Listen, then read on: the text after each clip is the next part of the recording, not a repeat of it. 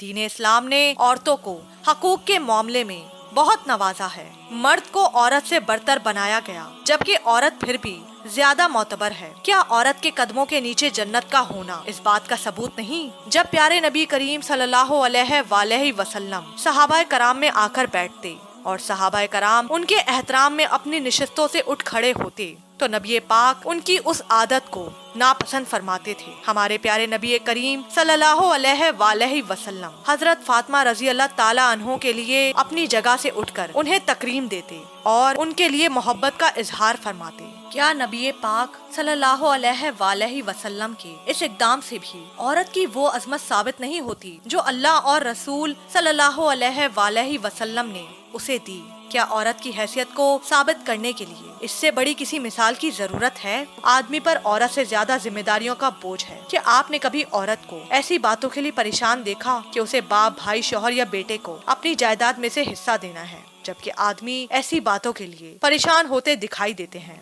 یاد رہے، میں ان لوگوں کی بات کر رہی ہوں جو حقیقتاً اسلامی شعار پر چلتے ہیں۔ قرآن یا حدیث میں بھی عورت کے لیے یہ حکم یا تاکید نظر نہیں آتی کہ وہ مرد کے نان نفقے کی ذمہ دار ہے۔ گھر سے باہر نکل کر کمانا بہت مشکل ہے۔ ان مشکلات کے متعلق آپ اس عورت سے پوچھو جو گھر کی ذمہ داری بھی اٹھاتی ہے اور گھر سے باہر نکل کر فکر معاش میں بھی مبتلا ہوتی ہے۔ مرد کے اوپر عورت کو کھلانے پلانے اڑھانے کی ذمہ داری ڈال کر اسلام عورت سے یہ مطالبہ کرتا ہے کہ عورت اپنے مرد کی وفادار رہے، وہ اس کے گھر اور اس کی نسل کی پرورش میں کوئی کسر نہ چھوڑے۔ اگر آپ غور کریں تو آپ کو احساس ہوگا کہ مرد کی ذمہ داری زیادہ مشکل ہے، جبکہ عورت کو جو ذمہ داری سونپی گئی ہے وہ عبادت ہے۔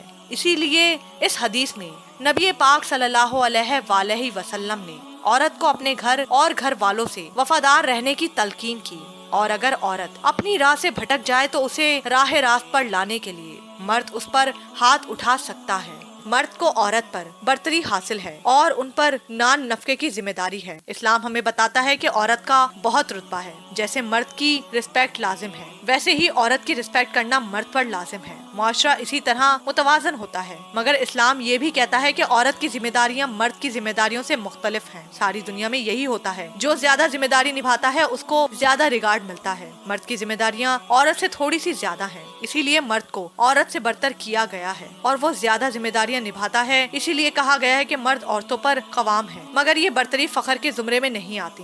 حقوق تو حقوق ہوتے ہیں، ان میں مرد عورت کی تشخیص کہاں سے آ گئی؟ جب ہم بچوں کے حقوق کی بات کرتے ہیں تب تو ہم یہ نہیں کہتے کہ بچے کے الگ حقوق ہوتے ہیں اور بچی کے الگ حقوق ہیں، یا ہم بوڑھے لوگوں کے حقوق کی بات کرتے ہیں تب بھی ہم مرد اور عورت بوڑھوں کو الگ الگ خانے میں نہیں رکھتے۔ 20ویں صدی کی ابتدا میں یورپ میں حقوق نسواں کی بے شمار تحریکیں اٹھی، نسبتاً آج کا یورپ مورز وجود میں آیا۔ امریکہ پر بھی اس کے اثرات ہیں، جو شکل ان دو معاشروں کی آج ہمارے سامنے ہے۔ یہ انتہائی غیر فطری ہے۔ اسی قسم کا غیر فطری معاشرہ ہمارے ہاں تشکیل دینے کی کوشش کی جا رہی ہے۔ یہ مسائل نہیں ہے کہ کسی بہن کا بھائی اسے اس کی مرضی کے کپڑے نہیں پہننے دیتا، یا کسی بچی کا باپ اسے گھر سے نکلنے سے پہلے دوپٹہ اوڑھنے کی تلقین کرتا ہے، اور کسی بیوی کا شوہر اسے کچھ لوگوں سے ملنے سے روکتا ہے۔ ہمارے معاشرے میں بہت مختلف قسم مسائل ہیں جن کا ہمیں سامنا ہے۔ ہمارے اہم مسائل کو ثانوی قرار دے کر ہمیں غیر ضروری اور غیر صحت مندانہ سوچ میں الجھایا جا رہا ہے۔ عورت کو مسائل کا سامنا نہیں، یقیناً ہے، مگر یہ مسائل نہیں ہے، صرف اچھی سوچ کے فقدان کے باعث پیدا ہونے والی صورتحال ہے۔ رائی کا پہاڑ بنا کر پیش کیا جا رہا ہے۔ ایک ماں یعنی ایک عورت اپنے بیٹے کی پرورش اسلامی اصولوں کے مطابق کرنا شروع کر دے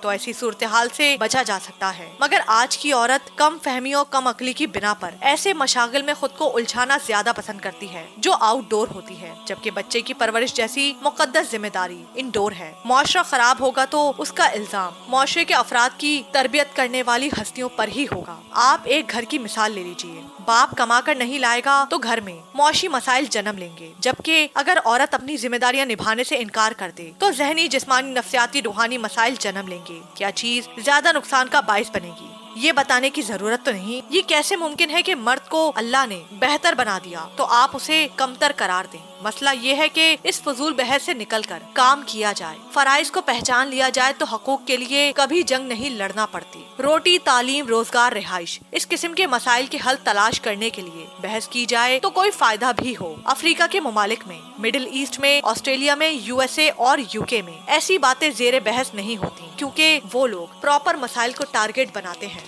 جبکہ ہم مرد عورت کی لڑائی میں اپنی توانائی برباد کر دیتے ہیں۔ ہم ایسی باتیں سوچنے کے بجائے صرف یہ سوچ لیں کہ جو خدا نے کہا وہ بہتر ہے، تو یقین کیجئے ہمیں ایسے اسٹوپڈ مسائل میں الجھنے کی ضرورت نہیں پڑے گی۔